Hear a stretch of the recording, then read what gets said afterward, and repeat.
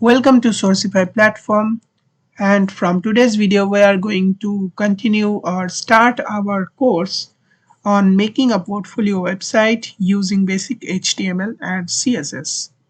There is no prerequisite and I am instructor in this course. I'm Mr. Dot. So this is some basic information about our website. You can visit our website from these two links, and this is our mail sourcify2023@gmail.com. For any query you can mail us on this. So what will be our course content flow? Let's see. In first video we will be talking some basic things about making a portfolio website, which type of properties it should have, and we will make the setup of our project. In second video, we will be making the header part. In third video, we will be making the footer part of our website.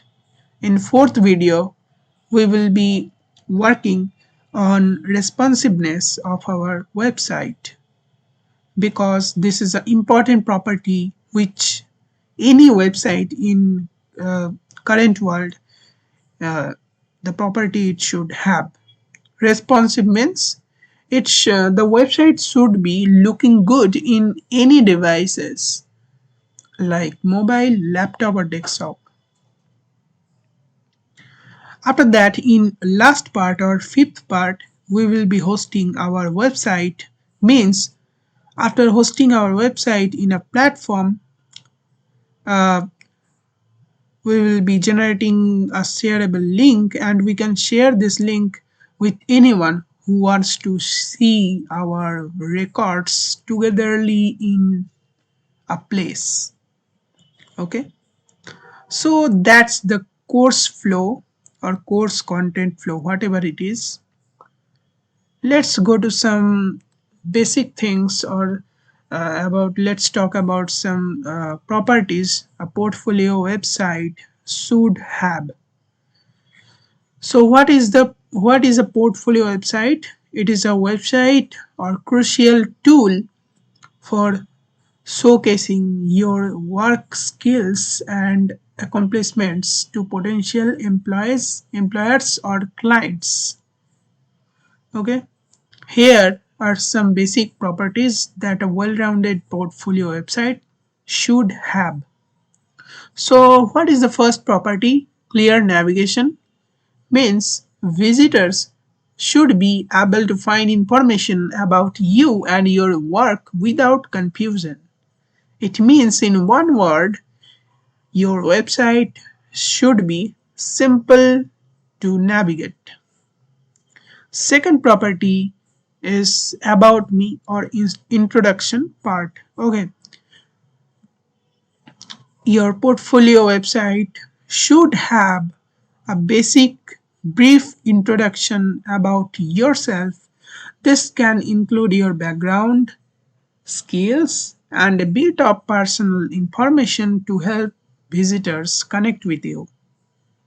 Third property is portfolio showcase. Display your work prominently. Use high quality images or sample of your projects to effectively showcase your skills. Categorize or tag your work if you have a diverse portfolio. Okay, it means you can showcase your experiences, or you can say your previous works. Okay, resume or CV means if you are giving your portfolio to any company for recruitment, uh, so they will definitely find for your resume or CV. What is it? Include a downloadable, it means include the downloadable version of your resume or CV. Make sure it's up to date and highlights your relevant experiences and education. Okay, this is the properties your resume should have. Next, Fifth point is contact information. This is very crucial, like the previous fourth point means resume. So you should give your email or phone number, means email will be better option. Okay, so you can give your email so that anyone, uh, he or she can be client or any company can contact you for work, so they can easily contact you through your email. Okay, or any other contact information you can attach in your portfolio website. We will also do that. Okay, then responsive design. I already explained you about this. Your portfolio website should be like that. It can be opened in desktop, laptop, or mobile, or any type of device, and it should be looking good. Okay, so this is the work of making, this is the way in which we can make a website beautiful in any device. Okay, by making it responsive, by making the CSS responsive. Okay, seventh property is testimonials. Okay, this is not important for now. After that, let's see skills and expertise. Okay, it means highlight your key skills and areas of experiences.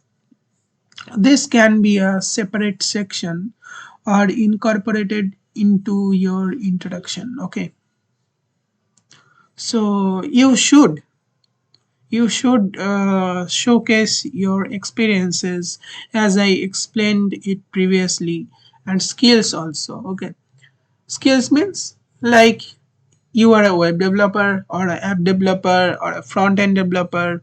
Okay, front end developer is inside the web developer, but you can separately uh, say this if you are a specialist of front end developer or back end developer. If you, and you can also like if you are a programmer. Okay, EIML expert. These are some examples of skills you can explain in your portfolio website. We will also include this. Blog or news section. This is optional. If you write blogs, or if you want to give update in your website about yourself, uh, you can definitely attach it. Okay, blog means if you write like technical blogs, so you can also attach it in your website. Okay, next, social media integration. Link to your professional social media profiles.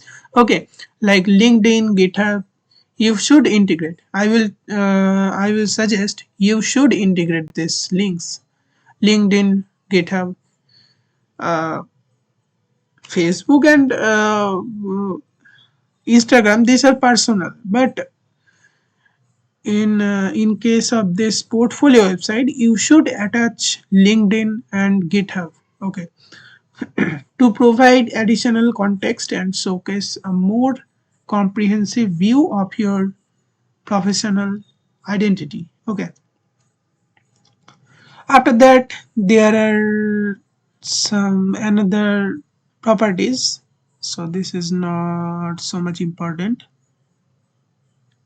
Okay, like consistent design. Maintain a consistent design and branding throughout your website. This includes color schemes, fonts, and overall. This is about design. Okay, you should be professional for making design. Okay, professionally you should make the design. This is not like a toy. Okay, you should make it professional. After that, loading speed optimization. So if we write any backend, then it will affect us, or it can, the loading speed also vary with the hosting platform or type. Okay, so this is not so important for now, for basic knowledge. After that, legal consideration. if you are like, if applicable, include a private privacy policy and terms of service to protect both you and your visitors. This is especially important if you collect any personal information. Okay, if you like, if you are giving a form in your website to collect their email, their names or mobile numbers like that, you should add some private policies in your website. Okay, private policies or terms and conditions page. The last one is portfolio updates. Regularly update your portfolio to showcase your most recent work or most recent project on which you are working. An outdated portfolio may not accurately represent your current skills and style. Okay, so this is also very important. So you should update your portfolio website day by day. Okay, so this is all about some basic things which you need to know before making a portfolio website. Okay, so let's start our journey. But we will okay, let's start. We have to make the project setup. So let's start. Let me close this.